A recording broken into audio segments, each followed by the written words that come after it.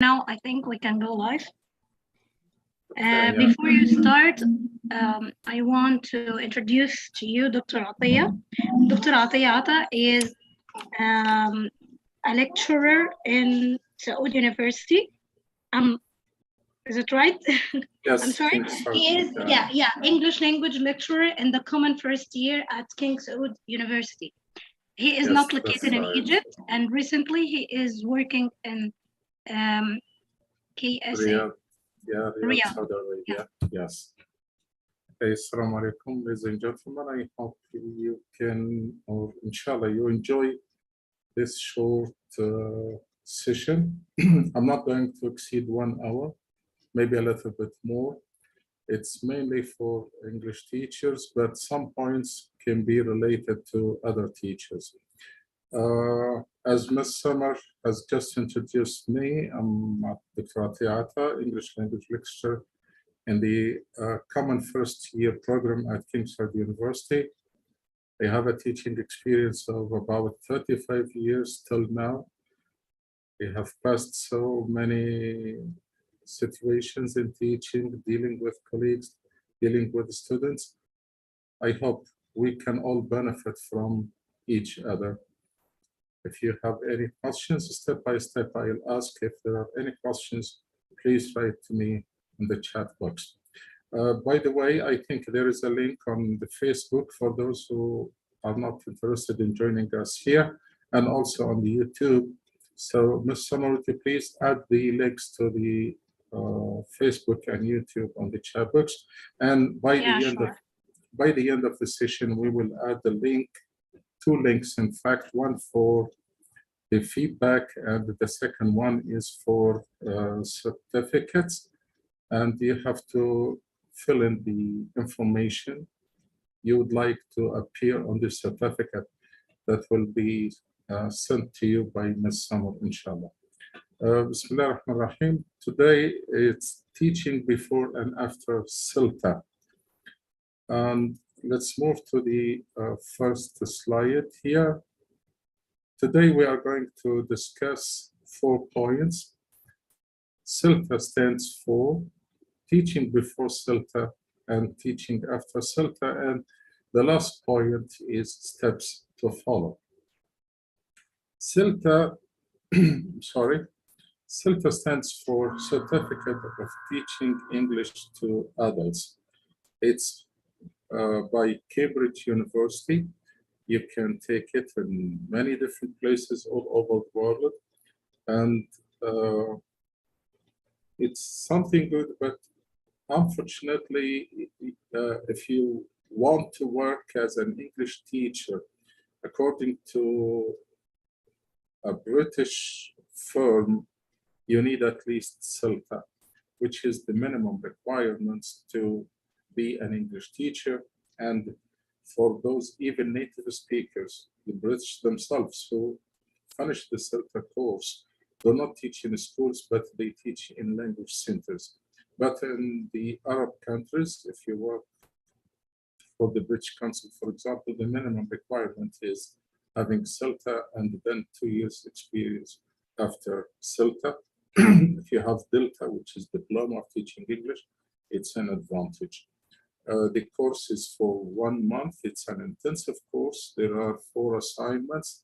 There are 6 hours of teaching practice. These are the details of the SILTA, but it's not the main topic of our session today.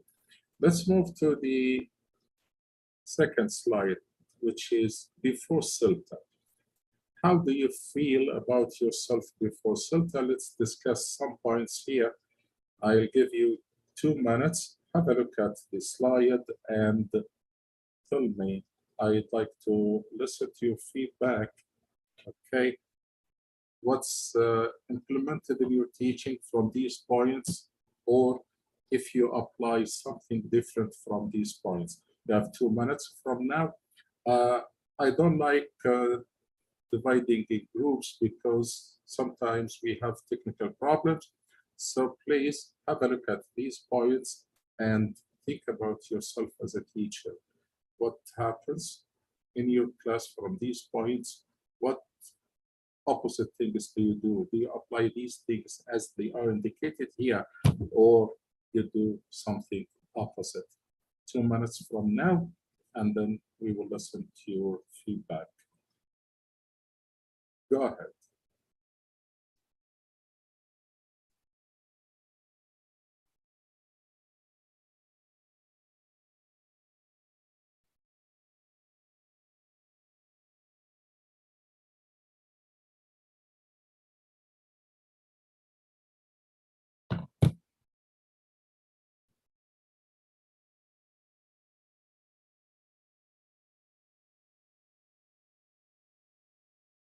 Thank you for everyone who wrote in the chat box. Thank you very much. I'm really happy to be with you. I hope you benefit, and we are here to share our experience and information.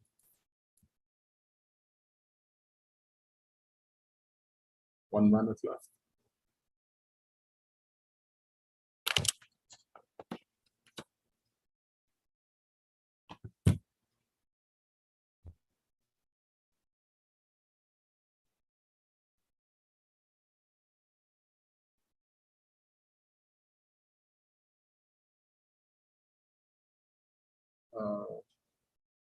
Okay, if you have a problem with the sound, you'd better log out and log in again. Thank you very much, ladies and gentlemen, for your passionate feelings, your sincere feelings. I'm really happy to read such things. Okay, for the sound from my side, I think it's okay. Some of you said it's crystal clear, and some others say no. So please, you can refresh your browser or change the browser and log in again. Okay, I think someone raised his hand. Let's have a look. Okay. Who raised his hand? Who would like to add something? I can't see any raised hands here. Okay, let's discuss these points one by one. Okay. The first one is teacher-centered teaching. Before the CELTA, you are the main player, or let's have a look here. You are the main source of information for your students.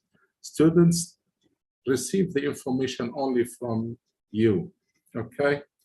Time management is rarely taken care of. What I mean by time management is, for example, if you have 5 steps in your lesson, you must allocate time for each step, and you must adhere to this time. For example, this step is for 7 minutes. You must not exceed 7 minutes for this stage. If you do this, you will finish your lesson according to your lesson plan. But before the CELTA, some teachers, I don't say all teachers, some teachers do not pay more attention to time management. Okay, lesson plans are not details.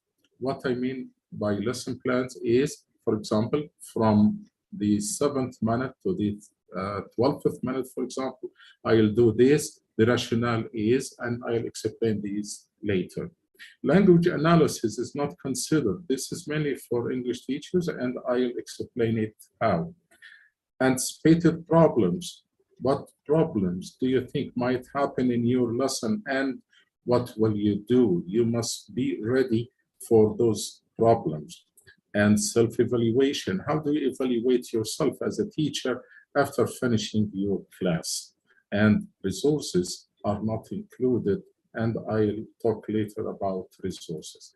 If we move to the next slide, after this CELTA, teaching is student-centered.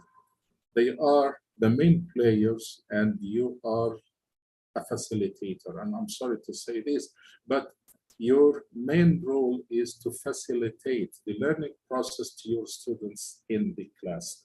Teacher elicits.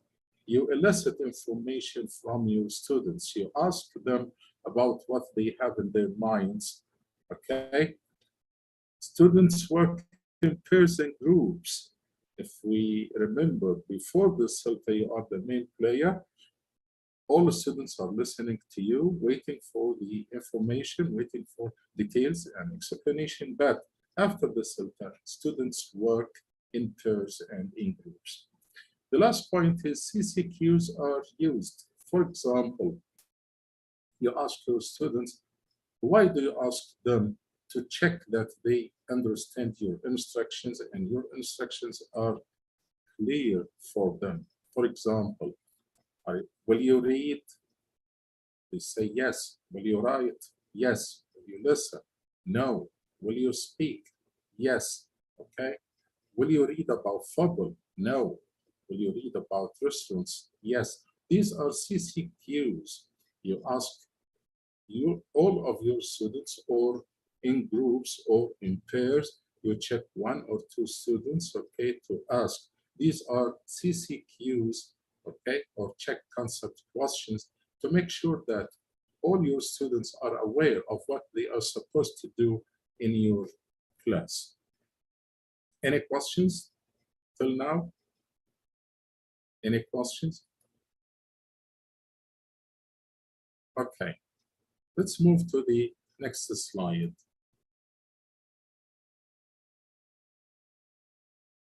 Time management is clear. This is after the filter. For example, let's have a look here. Lesson plans are detailed. Warm up or lead in maximum 2 or 3 minutes, from 2 to 3 minutes.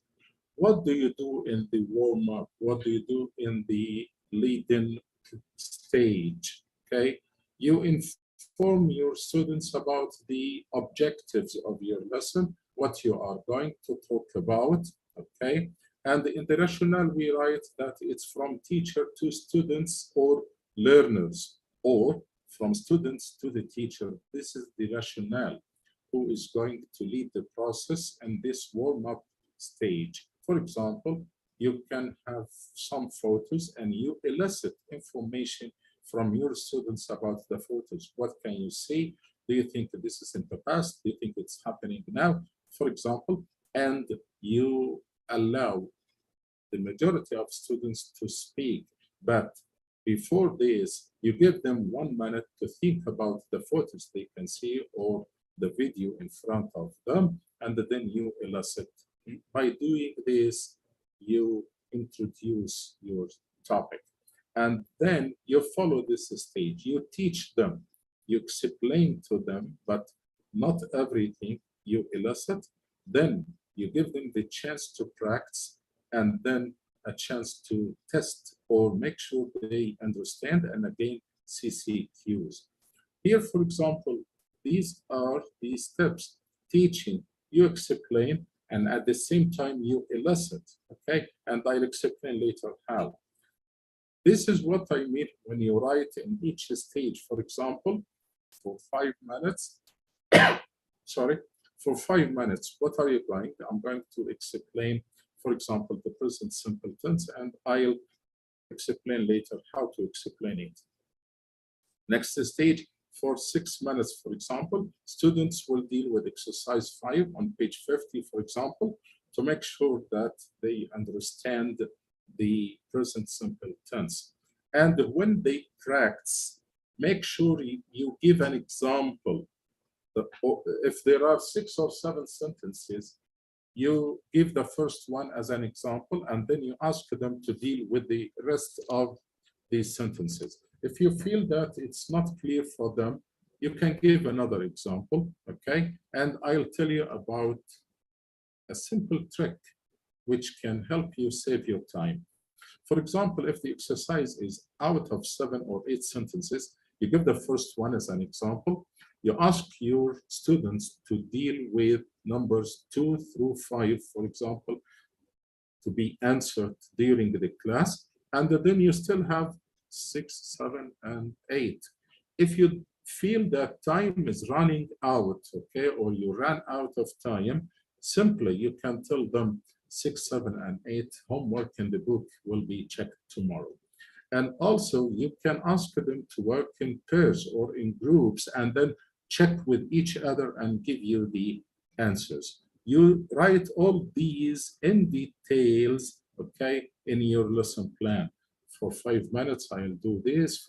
For 7 minutes, I'll do this. And you must make sure you do not exceed the total time of the whole class. Any questions? Any questions? Okay. Nothing is written.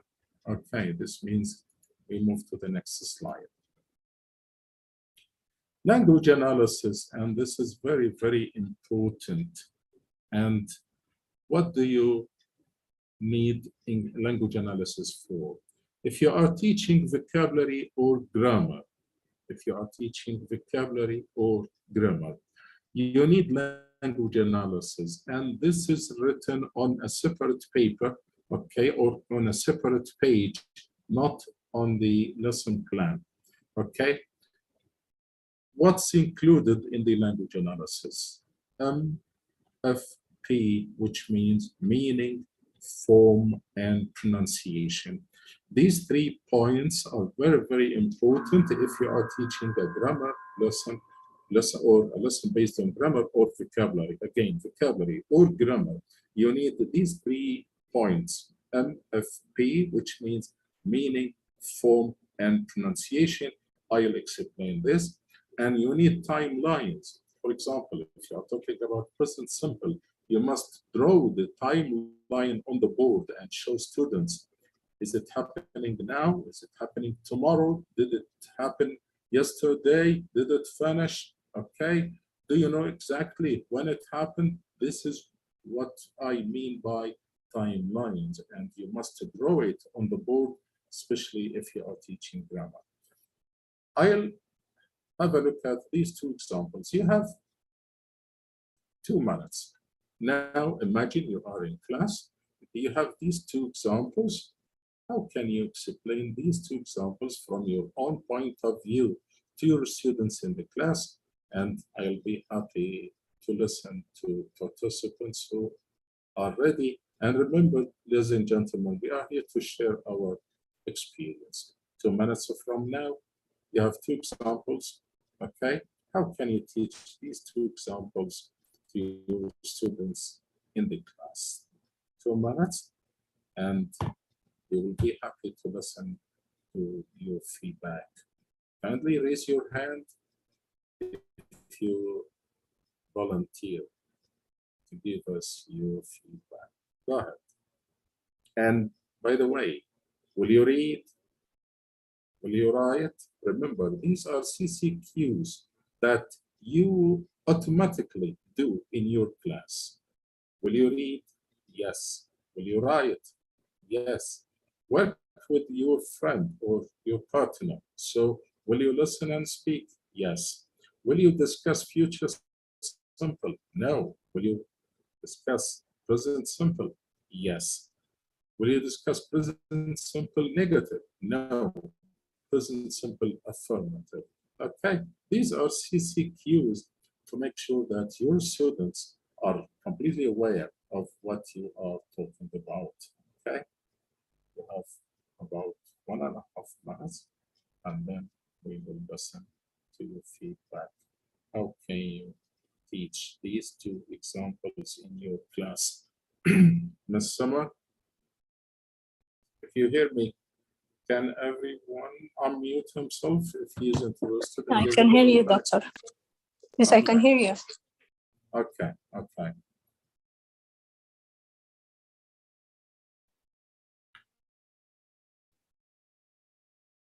One minute left. Who's gonna volunteer?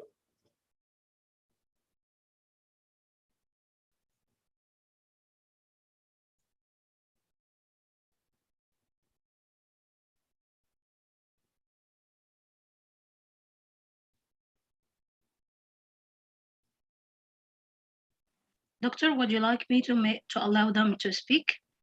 Yes, please. Okay. Please, yeah. allow them to unmute themselves.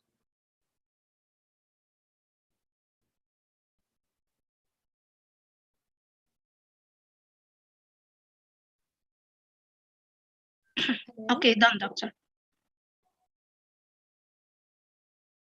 Hello. Yeah, so Mrs. Iman Hosni is talking. Yes, can you hear me? Yeah, sure. Yeah, okay. Dr. Atiyah, you have asked regarding this part she loves in Cairo, the grammatical part. Would you like to explain how to explain this rule to the student in the class? Dr. Atiyah, you are muted. Sorry.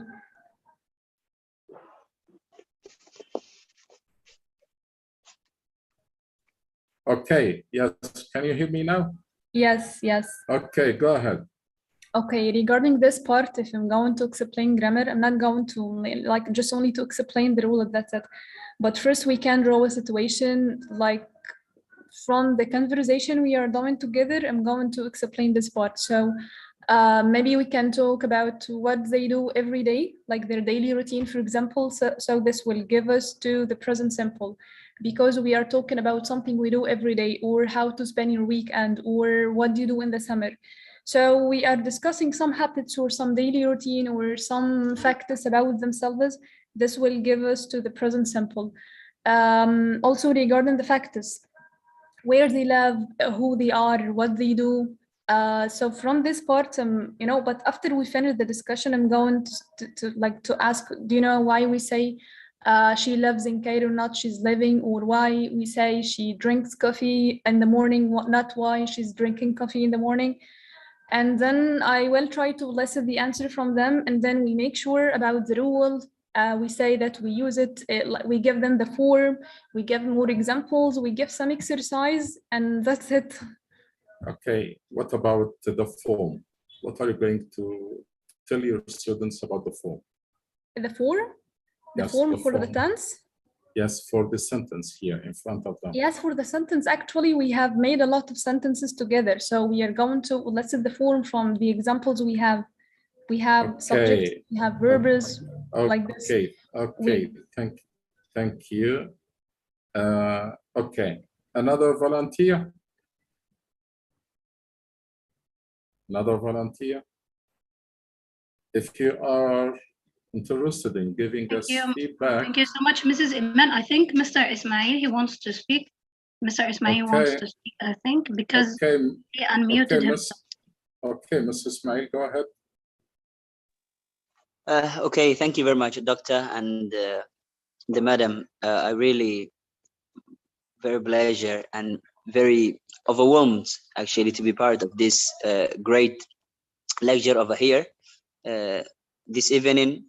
And I also like to appreciate the students, the teachers, okay, who are gathering together, talking about grammar and the stuff is sometimes is what sometimes make the student is very complicated when it comes to learning to speak the language very well.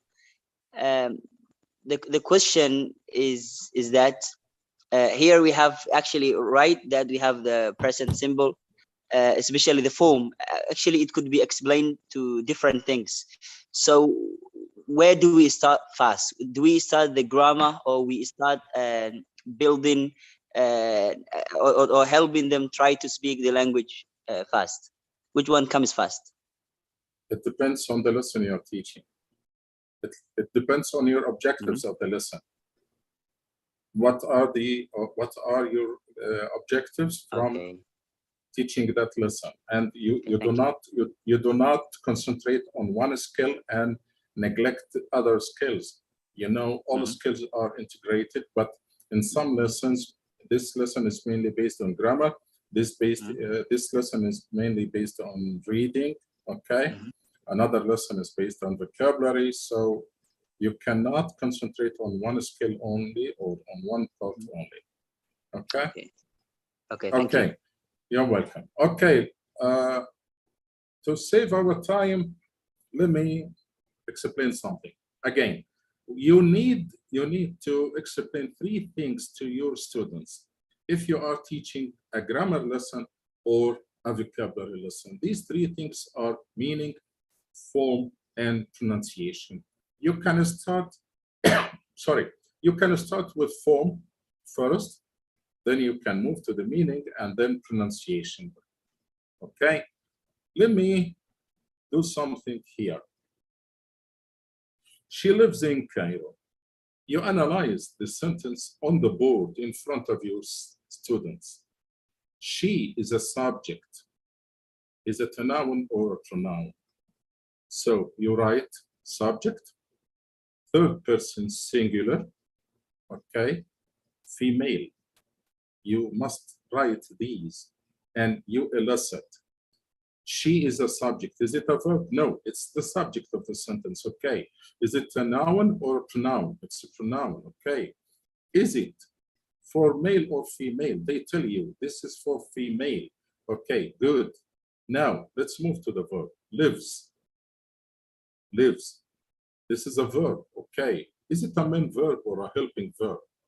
So it's a main verb, okay. Is it in the base form? No, there is an S, okay. Why do we add S? Because the subject is a 3rd person singular, okay, good. In is a preposition and Cairo is the completion of the sentence. Now, you have a sentence, you have a subject, you have a verb, main verb with S, okay? Is it clear? Yes, it's clear, okay. You have 2 minutes. Think of an example in the same way. Give me an example in the same way. Another one may say, she likes ice cream. Good. You write the examples you elicit from students on the board, okay? 2 examples, 3 examples, 4 examples, but you make sure that they follow the analysis you wrote on the board. Subject, verb, the subject is a pronoun, okay? It's a 3rd person singular. The verb is main verb in the present with S, okay? These are the most important points. Now, let's move to the meaning. Did she finish living in Cairo? No. She lives, okay? Is it something continuous? No. It's a fact or something true. You elicit this from your students, and then you write another example. I live in Cairo. I live in Cairo, or Ahmed lives in Cairo, or Sarah lives in Cairo, or they live in Cairo. Let them identify the difference if you change the subject, okay? Let's move to the second example. Now you have 1 minute only. Look at the second example and tell me, how are you going to introduce the second example to your students in the same way as I mentioned for the first example? 1 minute, you are professional teachers, and I think 1 minute is enough for you. And we are ready to listen to your feedback. Go ahead. Will you read? Ladies and gentlemen, will you read? Yes. Will you write? Maybe. Will you speak? No. But later, you will give us feedback. 50 seconds from now. Sorry.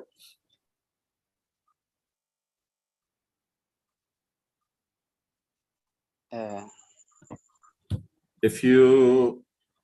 All right. So, thank you. So far, so good. This is similar to the first one, okay. and this is because of we need to, as you've said, or as we've got from the lesson.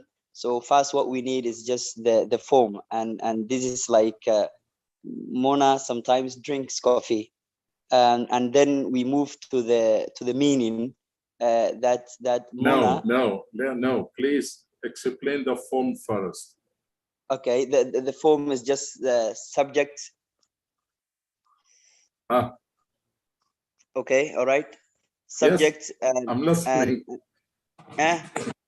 Can I speak, please? Okay. Go ahead. Okay, and the form is just the present symbol. Okay. Sorry Yes, sir. for Okay, for- subject. Could I speak, for please? stopping you. Okay, let's give the chance to another Okay, thank you. friend. Okay, yeah, go ahead. Yes, this is the present simple tense. This sentence especially contain an adverb of frequency. This adverb called sometimes. So when I explain this sentence, I have to explain the adverb of frequency too. Okay. So, yes. Okay, thank you. But ladies and gentlemen, please be aware. It's incorrect if you tell your students directly that this is present simple. Let them think and you elicit from them the form. What do we call this? Elicit. You may find a student who is aware of it. You may have an excellent student who already studied this or who is of a higher level who can help you. So never give the information directly to your students, okay? Let's explain this. The form, Mona is a subject, okay? A noun or a name. Both are correct. Don't tell your students, no, wrong, don't say this. You say, okay, let's listen to another student, okay? Sometimes, I'm not going to talk about it now, drinks, it's a main verb, but irregular. Irregular main verb. Is it in the base form? No, there is an S. Why? Because Mona is a third person singular. It's similar to she. Okay, what about coffee? It's an object, okay. Sometimes it comes between the subject and the verb, but you explain sometimes if the lesson is about adverbs of frequency. But if I write Mona drinks coffee, there is no need, of course, to speak about sometimes, okay? But again, subject, verb, object, okay? What's the difference between the first sentence and the second? There is no object in the first sentence. This means sometimes you may have an object, you may have not, but sorry. The important points are what subject and verb. So now we have a subject, we have an adverb of frequency, okay, which means about 50%, not 100%. We have a main verb, irregular main verb. You must make it clear to students. There is an S because the subject is third person singular, and then we have an object. I hope it's clear. Any questions about this point? Any questions? Yes, please, sir. When I speak about the present simple tense, should I explain this verb is regular or irregular? Yes. Or it's confusing the pupils? No, to students, no, it's not confusing. Yes. No, it's not confusing. You must explain the difference. So it's a good way. Yes. But we don't need to tell them about irregular verbs because they won't use it in the present simple. It doesn't make any difference for them, especially if they are young or primary 2 or primary 3. In fact, we do not concentrate on memorizing, but the main idea or the main point is to practice something called critical thinking. They should think and be aware that verbs are regular, irregular. This is the point. I'm not going to ask them to classify the verbs in the sentences if they are regular or irregular. Just to give a hint that we have different types of verbs, helping verb or main verb. Main verbs are regular and irregular, just a hint, not in detail. Okay? Okay, got it. Thank you, got it. Okay, you're welcome. Now, for pronunciation, if you are teaching vocabulary, you must drill the new vocabulary. For example, she goes to university every morning and the student is supposed to guess the meaning of university. Okay. She goes to university. Goes to university is a place. Okay. Do you think university is a thing? No. Is it a person? No. It's a place. Okay. Why do you think she goes there? She goes to university in the morning. She's a student. So what's the meaning of university, or what do we mean by university? It's like a school. You give them a hint. It's a place like school where people study. Okay. Can I go to university and not go to school? No. We go to university after finishing secondary school or high school. And you concentrate on the example or the context the vocabulary is in. Okay. This is how to teach vocabulary, and you make sure that you drill to make sure that they pronounce the new vocabulary correctly. You can divide the class in 2 groups, 3 groups. You can ask the first 2 groups to repeat after you, and the other groups are silent. Then you do the opposite. Ask groups 3 and 4 to repeat or to practice drilling after you, and the first ones are silent, and then ask the whole class to repeat after you to make sure that they pronounce the new vocabulary the right way. Now, we move to the anticipated problems. Anticipated problems is the problems you expect might happen, might take place while you are teaching. What do you think may stop you from teaching your lesson as you already planned? For example, smart board. If there is a smart board in your class, stops suddenly and doesn't work. So what is the solution? Will you stop teaching your lesson or not? If the computer doesn't work, what's the substitution? Okay. What will you do with late comers, students who come late to class? Will you keep silent? Will you use body language with them? Will you point to your watch on your wrist that you are late? What will you do? These are some problems that might take place. For example, if the smart board stops working, or if there's no internet connection on that day, what are you going to do? 1 minute. Let's listen to your suggestions. You already planned your lesson, and listen carefully. It's your formal observation. Your supervisor is expecting something great from you, and suddenly, while you are in class, suddenly the smart board stopped or the internet went down. What are you going to do? In your lesson plan, there is a page for anticipated problems. Okay, so what are you going to do? And there is another point. For example, some students, some students do not understand my instructions easily, or they find it difficult. What are you going to do?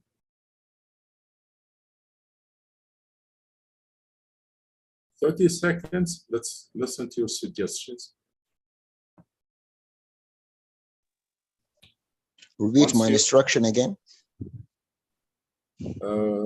Okay, repeat your instructions. Okay, yes, but speak in Arabic way. No, never. بقول لك في حد بيتكلم تقول لا. Never use L1 while you are teaching language to L2. Never, because students automatically will concentrate on language 1. Give them more examples. Give them a lot of questions and drills too. Good. Give examples. Yes, ask them to give me another sentence or another examples. But they don't understand your instructions. How can they give you examples? When I give them a lot of examples, so they can give me another. Okay. You can Okay, Ms. Salwa, you raise your hand. Go ahead. Yes, doctor, can you hear me? Yeah, clearly. Okay, doctor. If something wrong happened to my smart board or my computer, I can, that depends on the lesson that I explain. For example, if I explain a lesson, I can use my smartphone in my classroom. For Okay, example, wait. I can Okay, give them, wait. yes. Okay, if your lesson your lesson is Listening. If it is If not I listening, okay. If it's not listening, what are you going to do? if it's not listening, for example, vocabulary, for example, I can write down some words on any paper and I can show them to my students. Show. And You mean yes, show. You can show. show them. Okay. Okay. Okay. Okay. Thank you, Ms. Salwa. Let's give You're a chance to Ms. Sally. Okay. Yeah. Yes, some of my favorite teacher advised me once that if I'm using my computer or my smart board, I must prepare my flashcards and my realia and my things, because Very good. it does Very good. happen. Very So good. we must use our other things. We Very must good. prepare things. Very good. Okay. Thank you, Ms. Dalia. بتقول ايه؟ Ms. I think also we can use اللي جايباني repetition الخضرة؟ if اللي جايباني it's الخضرة؟ related to مش هي اللي جايبة خضرة من شوية؟ هي لسه تحت؟ Please. لا اديهولها مش عايزاه. I 2 think ب10 حبيبي. Ms. Jihan, please, would you please mute yourself for Ms. Salwa? Okay, Ms. Dalia, go ahead. Ms. Dalia, are you there? Yes, sir. I think we could use repetition in order to illustrate what we said in another way or give a lot of examples. Okay. Another way also we can use good students in order to be like a teacher to illustrate what they understand about the lesson. Okay, thank you. Any other volunteers? I think. Okay. You can. Yes, go ahead. I think if I am well prepared teacher, I think I should have some kind of plan B, plan C, because something like that happen. Smart boards or any other technological tools or platforms can, there is cuts in light, and I think we should go back to traditional way to use activities among students, make them easy all the time. Okay, may I ask you your good name, please, because it doesn't appear to me here. Your name, please. Your good name. Adil. Adil, okay. Okay, thank you, Mr. Adil. Yeah. Thank you. Ms. Samia, would you like to participate? Ms. Samia, can you hear me? Yes, please, Yeah? doctor. Yeah, Yes, go with ahead. you. I think something else may stop me during teaching or explaining my lesson. It's slow learners may stop me. I can explain something else related to the main subject, or I repeat something that I have explained before. I think it's a problem may face me always. Okay, thank you. Okay, the first thing is, for example, the smart board stopped working. You can use the whiteboard. You can use sheets of paper and paper clips, okay? And of course, you must have markers to write. If the computer stopped working, if you have your personal laptop, you can use it. If it is a listening or vocabulary lesson, you can use your mobile, but you must control students' use of mobiles if you allow them to. For latecomers, we usually say there must be a contract between you and your students since the beginning of the course or since the beginning of the term, that what happens if someone comes late or he enters the class after the beginning. Any questions? Any questions? Okay, let's move to the second slide. Self-evaluation. Self-evaluation, this is a form you fill in after teaching your lesson. It doesn't always happen to all lessons, but it happens especially on the day of formal observation. And for a formal observation, I don't know the process in Egypt now, but sorry, what happens here at the university, there is a pre-observation meeting, then the formal observation and post-observation meeting. In the pre-observation meeting, the observer asks you about your lesson, and you tell him how you are going to explain your lesson, the steps you follow, the resources, whatever you are going to do in your class. And after the formal observation, there is post-observation meeting. You give feedback from your observer, but he gets feedback from you first. And this is what I mean by self-evaluation form. Have you achieved your goals? This is the first question you will find on the form of self-evaluation. The majority of teachers automatically say, yes, I've achieved my goals. Okay, but how? How can you make sure that you really achieved your goals?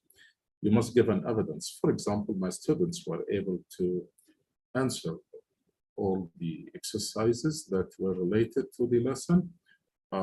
Instructions were clear. No students had problems with my instructions. The majority or all students participated in the lesson. The second point is, if you are to teach this lesson again, what changes will you make? And for example, you may say, I'll try to be careful, reduce my TTT, which is teacher talking time, because according to the CILTA, you must not exceed 20% of the whole time or the total time of the whole class. For example, if your class is for 1 hour, you must not exceed 20 minutes speaking in the class. Your students must talk for 40 minutes at least.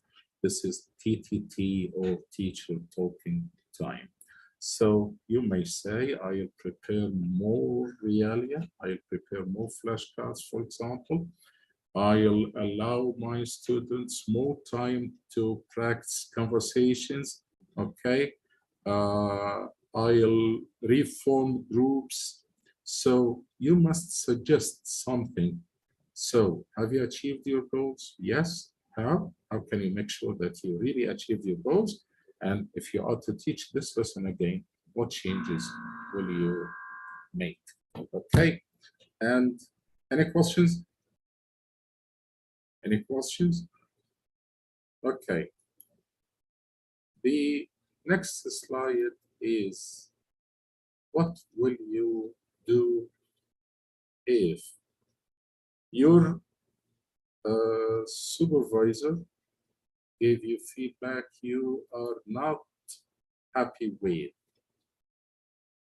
It's not a point of debate, but he follows a criteria. And it's not a point of, no, your opinion is wrong, or I don't agree with that, but you can say, I learned something from you, I accept it, but not 100%. I know you are informing me about things to improve my teaching and improve my performance. So don't always be reluctant to what your observer informs you about your formal observation or formal lesson observation. Okay. Any questions? I almost finished. And if you have any questions, I'm ready to listen.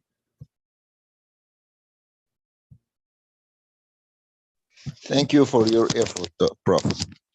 With pleasure. I hope you have benefited from this. It has been beneficial. And again, yes, Mr. Ryan? Yes, Doctor. Yes.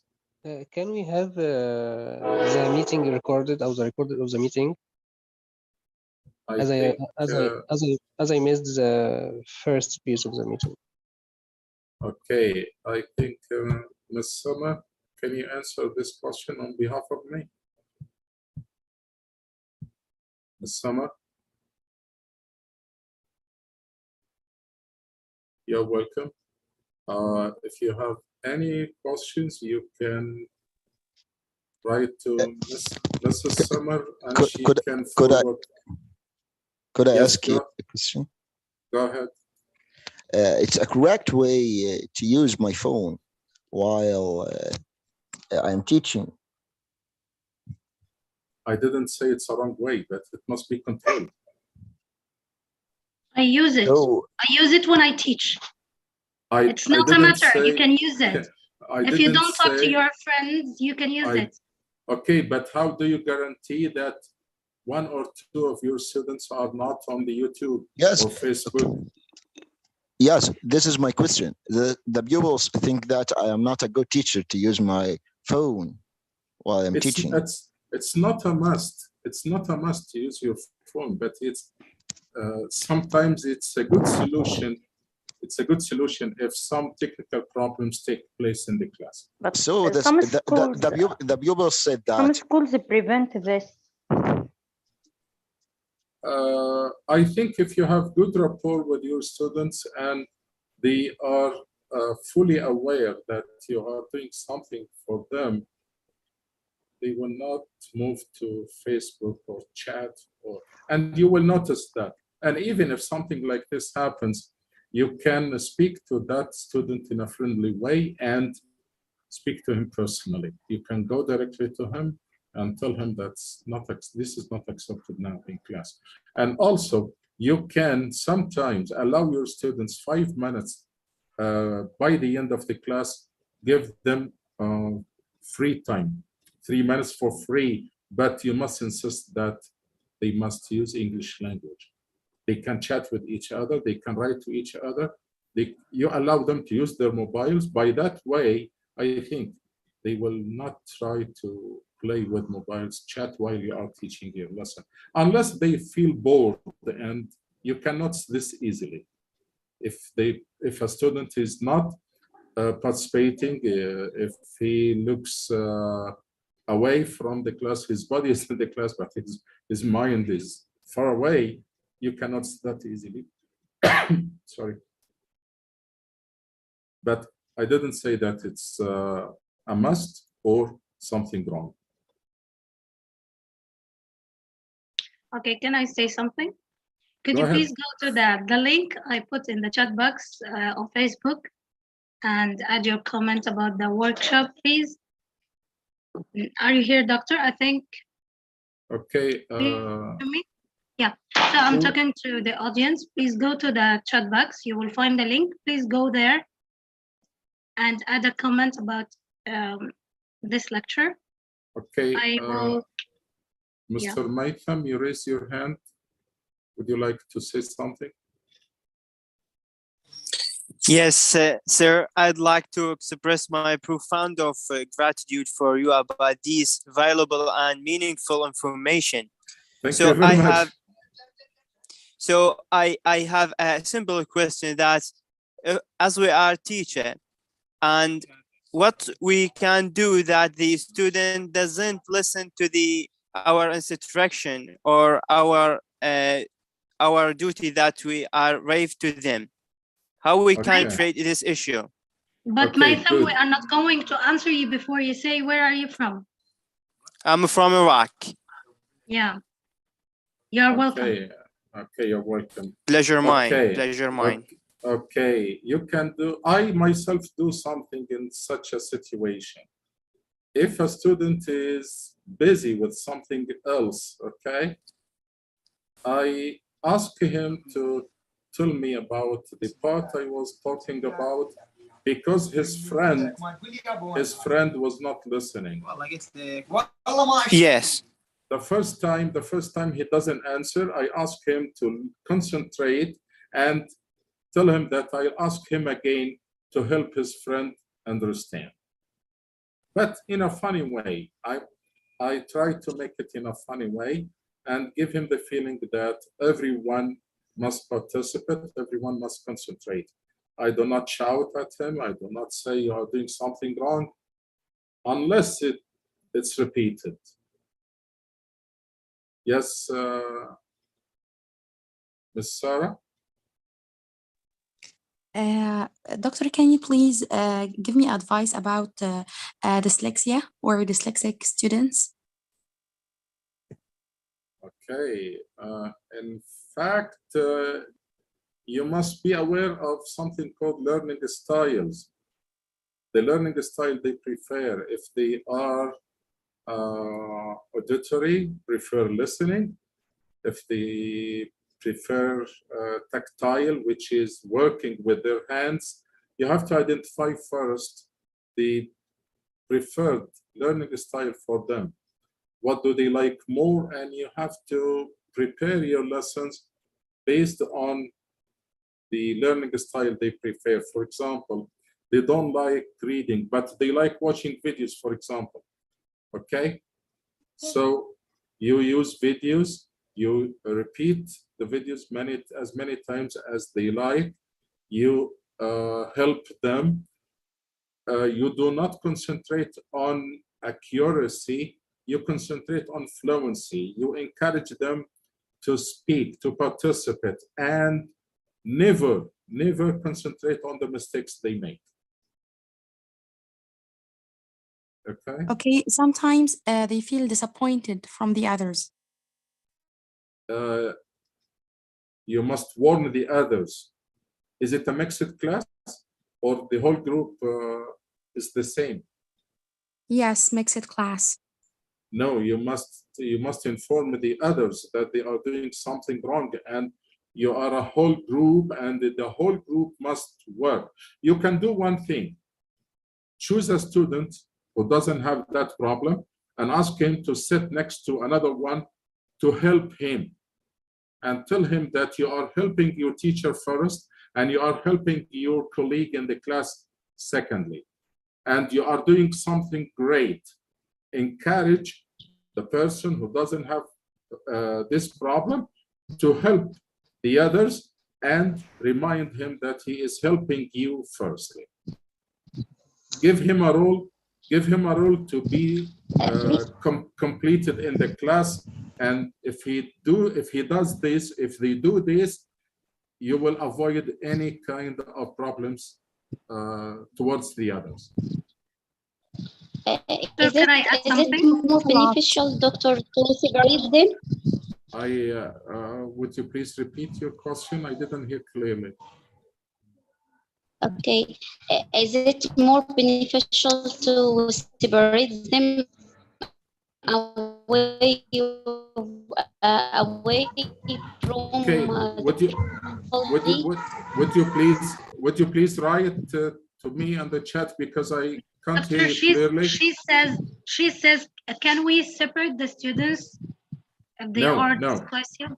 No, because you give them the impression that there is something wrong for them, and you give the others that those people are isolated, or they are kept away from us because there is something wrong. No, keep them in group. And as I said, you can allow a good student, what I mean, a student who doesn't suffer from this problem, with another one, and tell him you are here to help each other. Okay, you are doing something great to help your colleague and helping your teacher at the same time. Give him the impression that he is a kind of teacher to support the others. Okay. Okay, Ms. Fatma, it's your turn. Ms. Fatma, would you like to say something? Doctor, I want to add something. There is a type of dyslexic. She can write on a sheet of paper, green sheet of paper. This helps them to read correctly from the papers. Not in a white paper, if she uses worksheets. Sometimes it works with them, with some cases, because I had a student like this before. Okay, Ms. Summer, sorry for the interruption, but I think one of our friends is trying to log in. Is there a problem for anyone to log in? Yes, can I Someone speak? Yes. I am Ms. Mrs. Fatma. Oh, go Yes. ahead. Yes, can I ask something? Go ahead. Yes, we can keep on our participant or our students engage in our class or sessions by good motivation as regular praise in your class. Use some good words for them as excellent, for friends, very good, go ahead. This is keep our participant to be in my session. Also, we should use regular feedback to draw their attention, or positive feedback or intensive feedback.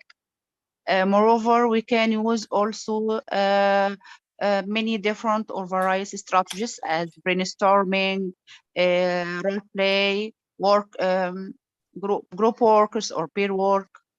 All these things can draw the attention of our students.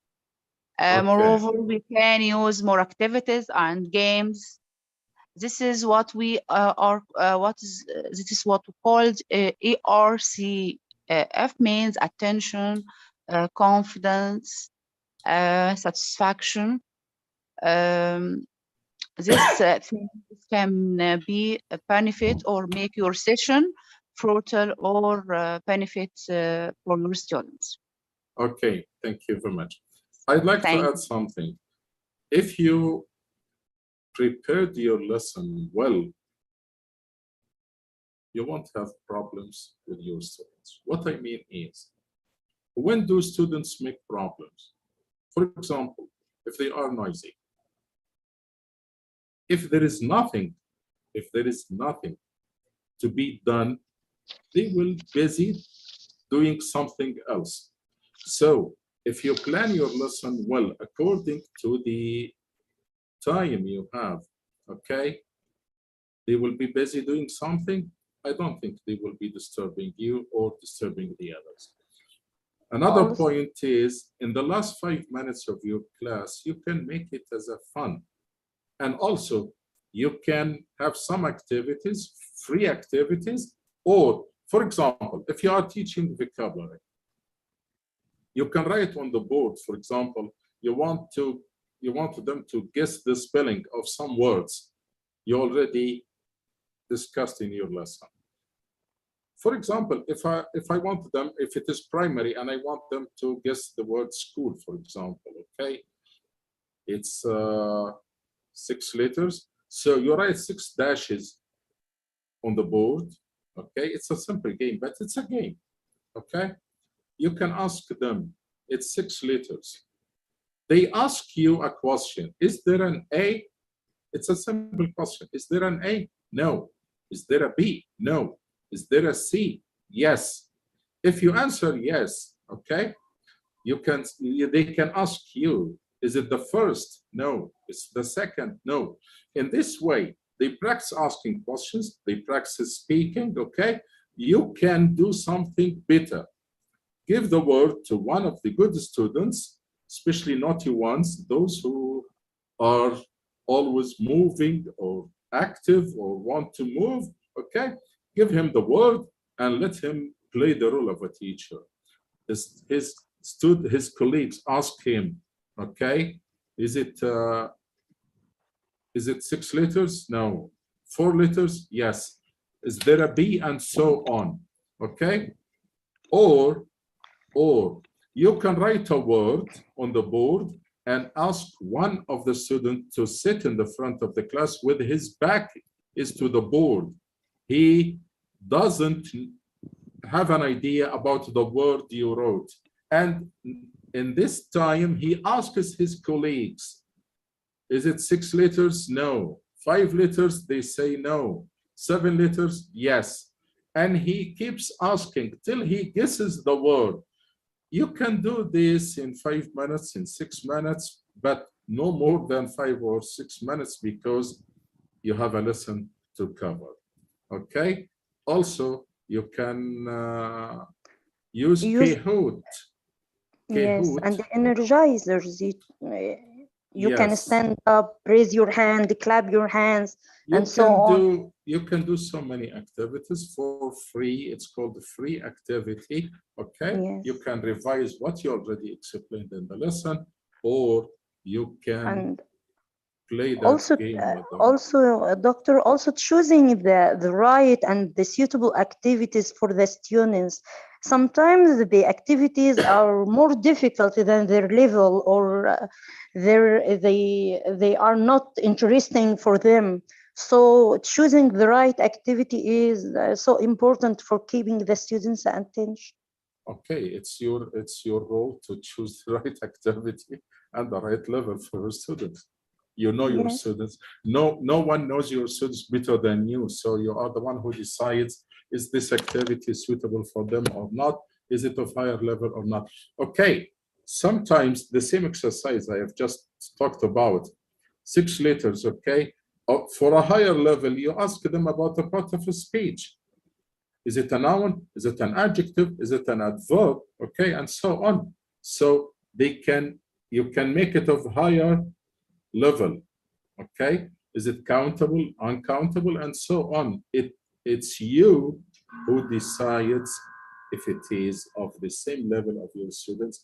Sometimes if it is a little bit of higher level, it's better. Let them think. The main point is to practice thinking and elicit from them. Okay, I hope. Any questions? Any questions, ladies and gentlemen? You're welcome. I hope it has been a useful session. Please, doctor, can I ask you a question? Doctor. Go ahead. Yes, go ahead. You know, in this year in primary 4, we had a new curriculum, Connect for primary 4, and we had a big problem with the students. We didn't have the student books or workbooks or activities for this new curriculum for the students. Inside the class, we have about 50 students in the class, you know, especially in the Egyptian schools, or maybe more than 50 students. Okay, I got the idea. This new curriculum, we had a problem with this curriculum because most of the students didn't get the books. We didn't receive.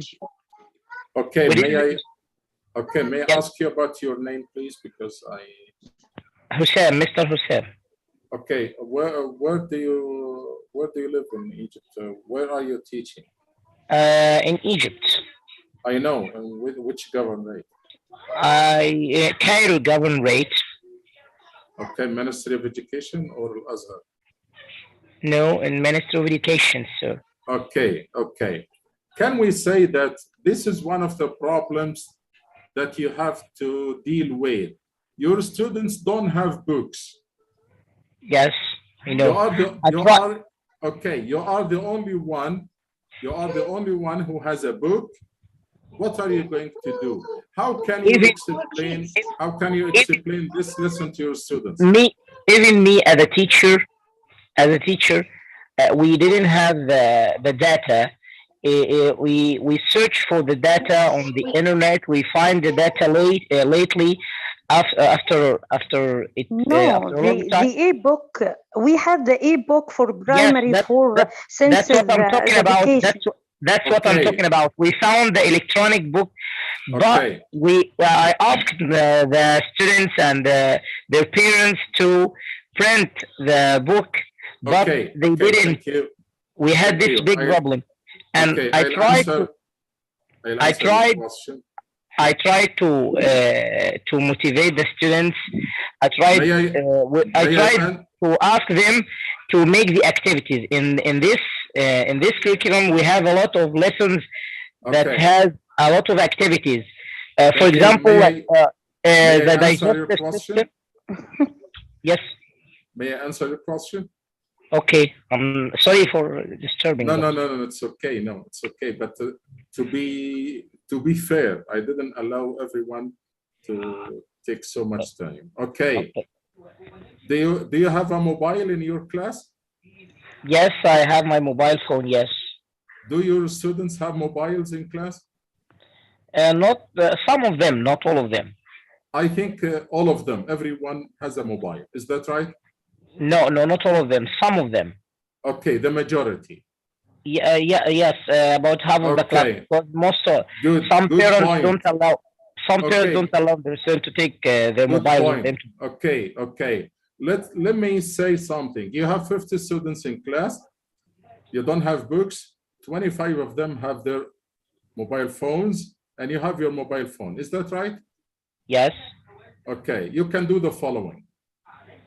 Create a WhatsApp group with your students. That's what I'm doing. That's what I did. Let me finish. Okay, doctor. You have the ebook. Yes. You can send your students, those who have mobile phones, you can send them pages, page by page, or the pages you are going to teach in the class. For those who have mobiles, for those who don't have mobiles, they can sit together, choose a student without a mobile to sit next to a student who has a mobile, okay? They can look at the same mobile and they can do the activities. You can write on the board, you can write on a sheet of paper. It's not so important that you have the books. Let me add something. Okay. That's what I did. Yes, doctor. For Can most I of add them. something? Yes, Can I add go ahead. something? Go Yes, ahead. I teach primary 4. In my school, there is a computer lab. We have data show. So I'm preparing my PowerPoint with the pictures of the pages of the book, and I present them for my students, and I do all the activities. And I think all the schools in Egypt has a computer lab, and you can prepare your PowerPoint and present it for the students. Okay, let me tell you a short story. This happened to me about 35 years ago. I was teaching in Egypt in Al-Azhar. Okay. Yes. And we are in Al-Azhar too. Okay, teaching in Al-Azhar means you are about two or three years behind schools in the Ministry of Education. Not nowadays. Nowadays we are faster. Yes. Okay, I'm talking about that time. Yes, okay? Yes. Having a teacher's guide or having the listening tracks was just a dream. Yes. But because I used to care about my students, that's the point. Yes, I searched for the teacher's guide for the listening tracks because I had one thing in my mind. I care about my students, and there is another point which helped me a lot and supported me so much. It gave me an advantage in front of my colleagues who didn't have teacher's guide, who didn't have the listening tracks, and they used to ask me, where did you get the teacher's guide from? Where did you get the listening tracks from? I used to bring the cassette, my own cassette to the institution. Yes. I bought the teacher's guide myself. I bought the listening tracks myself. And it was something good that my students are proud that I'm their teacher because they miss nothing.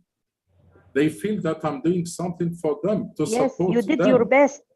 I did my best. And the last point, if you are to teach that group privately at your home, you will do your best. what will you do? Am I right? Yes, you're right. Yes. That's the point. Okay. Yes. Ms. Fatma, do you have another question? Let's give the chance to Mr. Idris, and then Ms. Fatma, if you have a question, we can listen to you. Mr. Idris, are you there? Hi everyone. Did you hear me?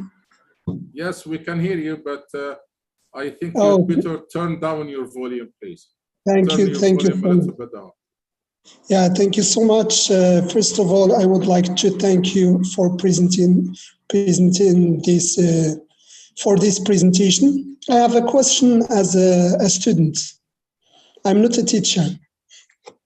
Okay, go ahead. So I'm from Morocco, and I have the first year in university. So most of teachers or professors give us more or much activities, but when we come to practice or to answer those activities, then professors, when we come back to university, they didn't answer or working on those activities. So how can we use these activities? Okay. I'm so sorry for No, if it's it's okay. my English is not good. It's okay. First, you have to be aware that there are so many differences between studying at a secondary school and studying at university. Studying at a secondary school, the teacher is the main player, mainly the main player, okay? But at university, professors guide you, okay, to the way. Yeah. And it's your responsibility to complete on that road or move to another road. They give you hints. And for the activities, these are just examples, okay? And it's not necessary that they check what you have done with those activities or not. You are the one who wants to improve his skills, the one who cares about his professional development. So it's your responsibility, okay, to look for the answers. You can check with your colleagues, but don't expect the professor to do everything for you. But some professors make sure that you already benefit from what they already told you.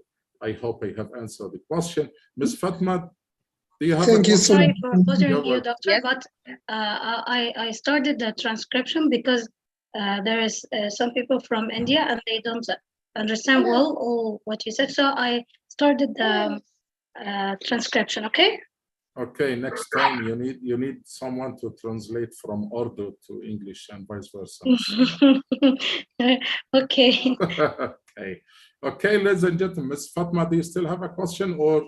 Yes, I want to add something about my previous colleague who is in the university. I hope from every teacher in university or primary, preparatory, secondary school, if he asked his students to do any task, he should be regular in asking what they do in this task. And if he didn't or neglect what he asked to do or to prepare, this will make a frustration for the students who do its best to do his task or do this task. Next time they will be keen on doing your task. So I hope every teacher to motivate the persons or the students who do his task well, and also punish who didn't care or do the task. It's very, very important and benefit in the methodology. How can he punish him? Okay, yes. okay. How do you punish? Not the meaning of punish him, but yes, means what do you mean? Yes, this is my question. Give the right to the or motivation to the person who do, and also ask the rest why you don't my task.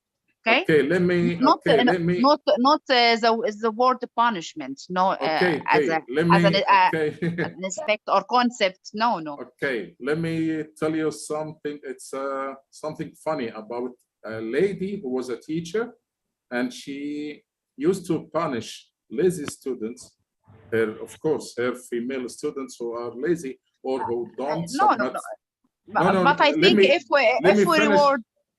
Yes, if we reward the person who do the task, this is I think the others will know they do a mistake. Okay. By sense. Okay. Yeah, Yes. thank you. That, In the end, I want to teacher- thank you very much for your benefit lecture. You're welcome. Thank you. That lady teacher used to double the activities. For example, if the exercise was of 5 sentences, okay, and a student didn't do, she used to double. Next time you have to answer 10 sentences and so on, okay? And that student used to neglect doing the homework, and suddenly the teacher said, okay, and instead of answering 5 questions, 10 questions, you have to answer 20 questions. The student unfortunately pronounced the word teacher, you are like a criminal. And it was something embarrassing. So we try to avoid something called punishment. We try to show them that they are not doing the right thing, okay? That we might ask good students to help them, because this is very important. Sometimes some students accept advice from their colleagues and not accept them from the teacher directly. Put them in groups. Okay, yes, put them in groups, okay? I'd like to write something, but Doctor, can I add something or say something, please? Just give me a few seconds if you don't mind. Okay. I'd like to, ladies and gentlemen, there is a very useful website. I hope you use it. Please, gentlemen, ladies and gentlemen, please mute yourself if you are talking about something other than our session. If you are talking about having dinner or going out, please, would you please mute yourself? Okay, this is the website. For Transited. You can Google it. How can you benefit from this website? You find text to phonetics. You can copy a whole paragraph and then click transcribe. The whole paragraph will be transcribed to you. And why is it so useful? Why is it so important? Where did you send it, Doctor? On the WhatsApp or the chat box? I wrote it on the last slide. Can you still see the last slide? Yes, but yes. Okay. Can you please, okay. Doctor, send it in the chat box if you don't mind? Okay. Just give me 1 second, please. What is it about? Okay. Who's asking? Sally, what is it about? Okay, 1 second, I will tell you. This is the website, for Transited. You Google it, okay? You can write a whole paragraph and then click transcribe below the paragraph. You will have the whole paragraph transcribed. Why is it so important? Because it shows you the pronunciation of the whole paragraph. Yes, Mr. Gilani, thank you. Yes, for Transited, okay? For Transited. It's very, very useful. If you have any questions regarding that website, please contact Ms. Summer and she can forward the questions to me. I think, Ms. Summer, do we still have time? Just 2 or 3 minutes maximum. I know I exceeded my time. It's okay, Doctor. I have, what did you say? Sorry. Do we still have some time? 2 or 3 minutes maximum. Yeah, okay. So I send the link for the certificates on the chat box in case anyone wants to finish it or to leave. And anyone who wants a question, it's okay. I will wait here. Okay, ladies and gentlemen, I'm really happy to be with you. I hope it has Dr. been a Atiyah, good... you can complete if you want. If you have time, it's okay for me. Okay. I'm just talking about people who would like to leave. Okay, as Ms. Summer has just mentioned, if you don't have a question and you want to enjoy your time. Okay, Doctor. Yes, go ahead. One more question, please, Doctor, concerning the groups or encouraging the good students to do the work or with the other students or the weak students. Yes. Some students are very lazy students. They depend on the good students. They don't want to participate. They don't want to do anything. When they work in the groups, they depend on the good students. They let the good students do everything, and they don't want to participate. What shall I do? I got the idea. The first thing you'd better speak to that student in person. Okay, what problems does he have? Why doesn't he like the whole class? Why doesn't he like the language? Okay, and when you ask a good student to help him, tell or inform that student that he will be asked to repeat what his friend has just finished.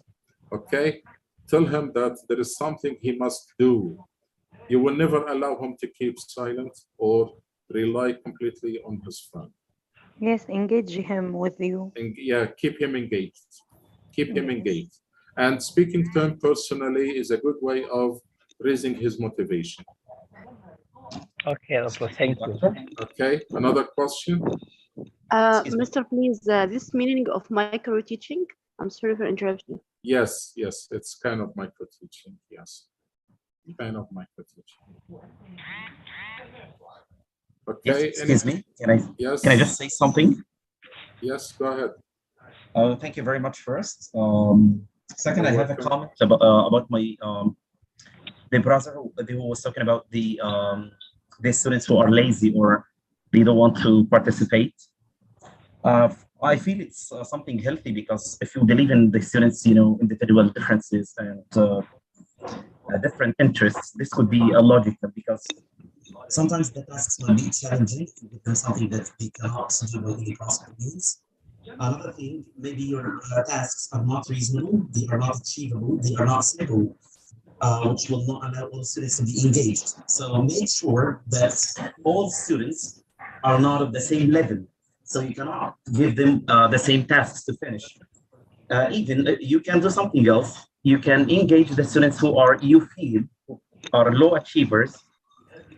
You can put them in groups with those who are a bit active so that they can get encouraged or motivated more to work. Yes, ask yourself, you're right. What is the purpose of the task I'm giving the students? Because you cannot tell the students to do that task for no reason. Actually, the students will not feel motivated or engaged to work on that task.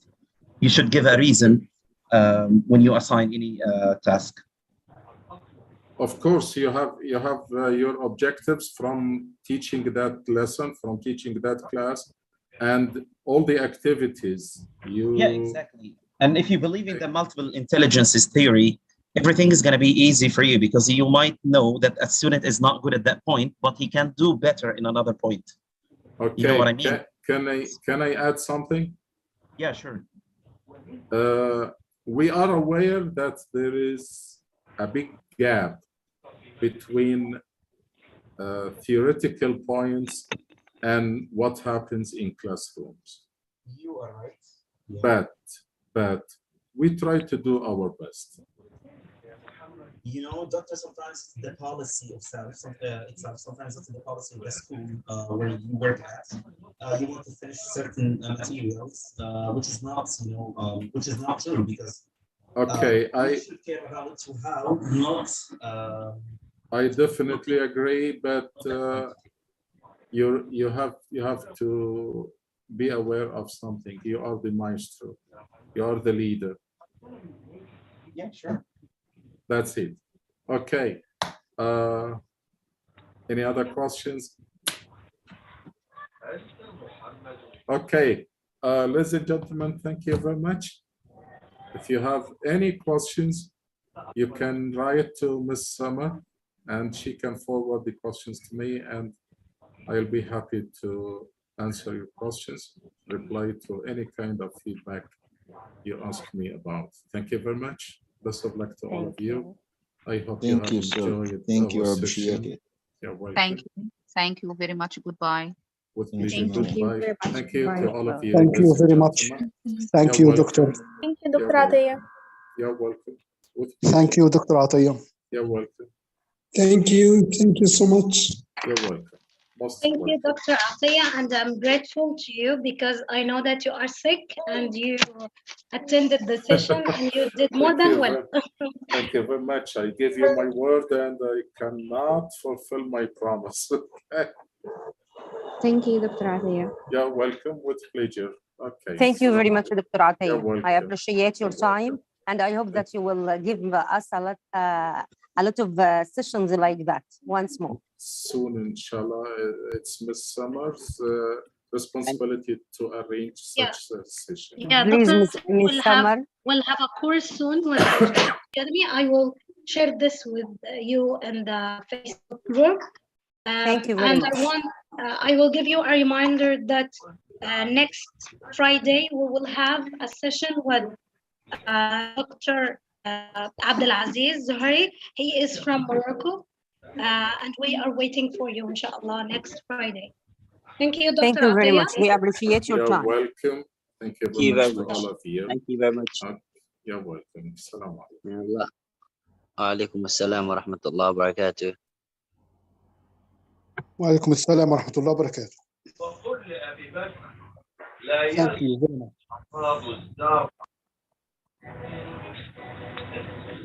لا يسبق الحصاد